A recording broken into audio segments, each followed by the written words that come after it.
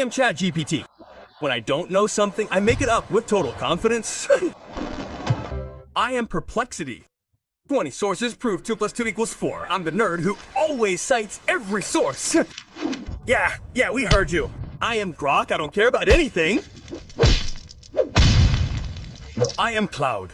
I am the best AI, but only those who really know about this know me. I am Microsoft Copilot. I am all over Office, but nobody uses me. I am the forgotten cousin. I am Gemini. They use me because I am free, but nobody pays for me. What you just saw is a video that reached more than 4 million views. I uploaded it practically a week ago, and it has more than 200,000 likes. You can see some of the comments. And in this video, I am going to teach you how to create a system that will allow you to produce these types of videos at scale. I am sure that you have also seen these types of videos of talking fruits, deer, or objects talking. You will also be able to automate those videos. Stay tuned because it's going to be very interesting. I've been doing automations with artificial intelligence for 2 years, which is nothing more than connecting artificial intelligence to your tools and creating flows that work for you. Perfect. So we're going to come to N8N, which is the platform we use to create these automations. I'm going to explain a little bit about how the flow works. This is the same. In the video I mentioned last time, I taught you how to make animations without audio, a bit more for use in your videos, right? As such, animation with audio, sound effects, and so on, right? But you just have to make a few modifications. Let's activate it so you can see how the system works. The first thing here on this little pencil, this is where you put the idea for your script. So for example, if I wanted to make a video about better AI for image generation, I would simply put it here. Or let's say I'm going to make a video about better AI for programming, right? So that's all I have to do practically. Let's press play. Oh. Let's press play on this and I'll explain step by step what happens in each box you're seeing here. If you're new to the channel, what you're seeing is basically connecting multiple applications together. Although it sounds easy, it can get complicated because you have to pay attention to many things. How many elements are they going to process? How do they want it processed? How is information passed between applications? That's the tricky part. So this first one from OpenAI is the most important of the entire flow. And this is the one that took me a long time because I had a hard time creating the prompt. Okay, let's click on it and we'll see a little bit about how this flow is structured. This flow is basically instructed to create prompts for these animations. I'm going to explain a little bit of the logic. So as you'll see, I'm telling you, you're an expert in creating prompts for short viral videos. The process is kind of like the user's going to give you an idea, and here you have to transform that idea into 4 to 6 funny, sarcastic scenes about the topic. The most challenging thing about this instruction was getting good results. I was testing for like 3 hours until I got the result that I liked, right? So here, basically how the system works is that, as you saw here, it has already finished being generated. You can see here that the system itself generates, it will generate the prompt for frame 1, which is basically the instruction to generate the first image. Then it also creates a prompt for frame 2. What we do here in the system, as you'll see right now, is basically once we generate the first image, we're going to edit that image so that it maintains consistency, and it's going to create a last frame, as you would call it in this, basically the last frame. Think of it as the last scene of the animation. And finally, we have the animation prompt. The animation prompt is basically going to tell a model that we'll see right now, animate these 2 images. I want it to go from point A to point B and do these things to say this. Here we tell them the script of what he has to say. For example, here it says, I am chat page. When there's something wrong, I will invent it with total confidence, right? And so on for each one, right? For example,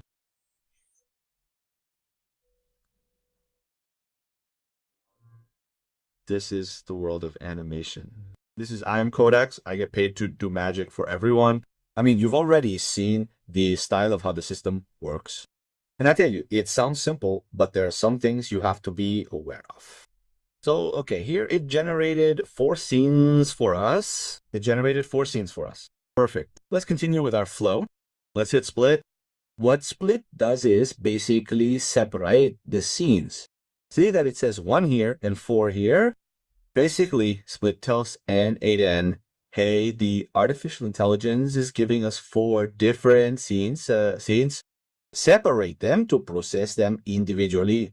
Because if you process them all at the same time, your server might crash. So that's why we want to process them one by one. So it separates them. The limit is simply when you do tests. If you don't want to be generating all these images every time it runs, you can limit it to only generating 2 images or 1 image. No, it's for testing. Now let's move on to the most interesting part of the flow, which is the image generation and animation part. The loop is simply so that we can analyze them one by one. That is, it's going to create a cycle where until it finishes generating one, it won't move on to the other. Okay, the generate image. Let's click on it. This generate image, as I was telling you, with the instruction of this open AI model, is going to generate the first image. We're using the Nano Banana Pro model. In this case, it's the one that has given me the best quality. I've tried several, and this is the one that I liked the best. Now look, perfect. Here we have the image, right? And as you saw, it looks very similar to the ones in the video. Okay, and now we're going to click on this image so that it doesn't regenerate again. Let's click on P and click here. Okay, perfect. So I'm telling you, this edit image is going to take this image and edit it to generate a final frame, which is like the last scene of our animation. Something very important in terms of the quality of your image, let's say colors or style and so on, is going to depend on how you customize it here in the artificial intelligence. In other words, if you want to make a more realistic style or a different style where you have to modify it is in the artificial intelligence. See, it's finished. So here we can see image 1 and image 2, which you can see is already an image. In other words, it worked on the same image, but it's a different image.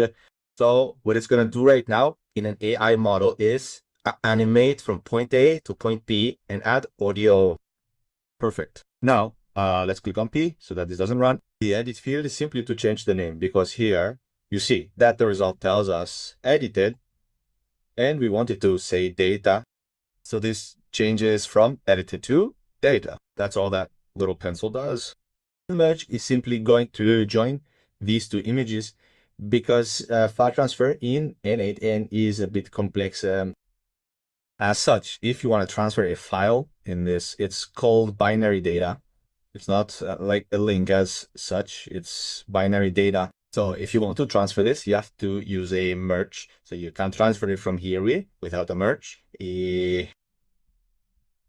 Then we're using Cloudinary to go from a binary file that I just mentioned is a format to a link, a literal link, a URL that I can put in the search engine and it will open the image. Why do we do that, Santi? Basically, the model that we're going to use for the animation doesn't accept binary data. And this is something that happens a lot in your automations. They have to adapt to the application. The application is not going to adapt to you. You are the ones who have to adapt to how the application works. So here, look, it already gives me a link. Perfect. Now we're going to give it the same P and go to the aggregate. All it does is combine because you see that here we uploaded both at the same time because we uploaded this one and this one here. And Now we have to put them back together. So that's all the aggregate does. Look, we've already gone from 2 to 1 again. And we want to go to 1 because in order to send them to generate the animation, we have to send them together. If we send them separately, they will be generated separately and not in the same animation. Finally, we are using Key AI. If you don't know, it's like an artificial intelligence marketplace. I mean, here you can find a Nano Banana, BO3, BO3,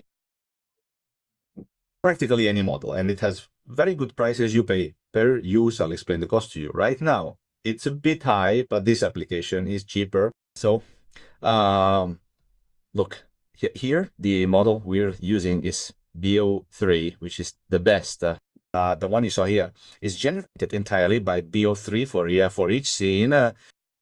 As I saw, it has very, very good audio, and I mean, it has very high quality animations. That's why I'm using it. There are other cheaper models like Clink and others that are just as good, but I tried them and they didn't give me the same results. That's why I'm using this. Perfect. Once we enter here in K, we can see several models. The truth is that I generated that with 3.1. It was a bit expensive, but 3.1 FPS is still good. How this works is that down here, you'll see this little number of credits. The application will charge you for these credits for each animation you generate. And how do you see how much it costs? Basically here in pricing, no. Here you can recharge credits, so you can get an idea, get 1,000 credits for just $5. Now do the math and figure out how many videos you can create. If each video costs 60, then you get the idea, right? You can generate about 10, 12 videos for 5. So, though, that's what we're doing in this one. So let's hit enter. Boom. Perfect. So look, here we click and it tells us success. Okay, what's happening now?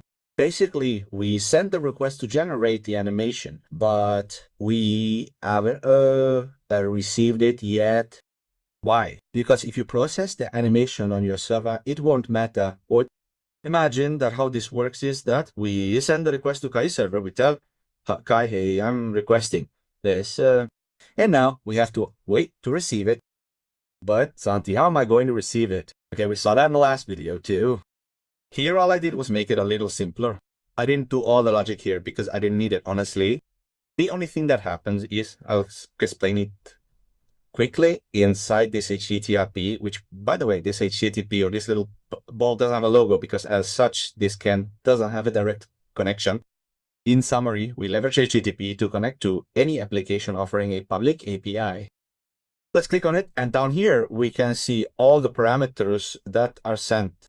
Well, this one isn't necessary, but the ones that are necessary here are these 3.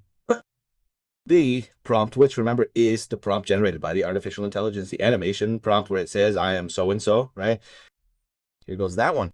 So we're sending it the entire instruction. Then we're sending it image 1 and image 2. In other words, we're sending it both images so that it can animate both in the Liao. And here we are. Here you select the model. And here's the important thing where it says callback URL.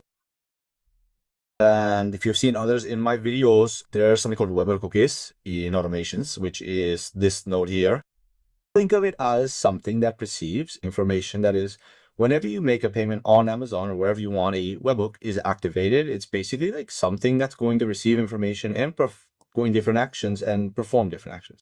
So the only thing this webhook does is that here we have this link, which is the one I put here. So every time the animation finishes being generated, this flow will receive it, download it. Let me see if it's finished. Look, yes, I think it's this one.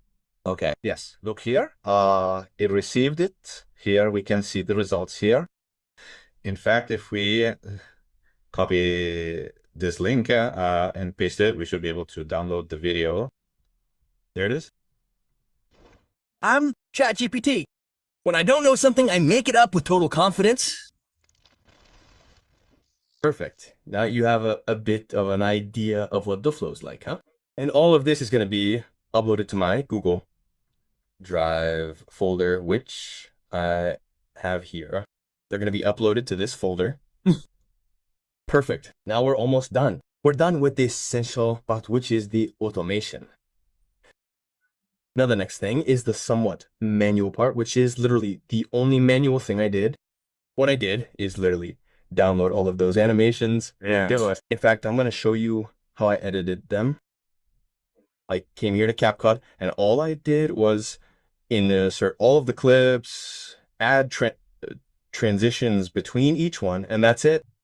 I mean, that's literally all I did. I mean, look here, all I did was add a transition, and that's it. No. I joined them, arranged them, cut it if there was anything extra, and downloaded it. That's the whole process of that animation. So yes, that's a bit of the process. Let me tell you, go check out that video in the description if you want to see a little more. And if you want this flow, this template in the community, I'll be leaving it for you to download. Also, here at N8N, if you click on the three dots and click on import from file, you can install your templates. I mean, you can literally install the file of your flows. And for example, here I install it, and you have everything automatically done with the instructions and everything. So that would be on my part. If you want to check out the community, check it out in the description. See you next time. And if you have any questions, leave them in the comments. Oh yeah. See you later.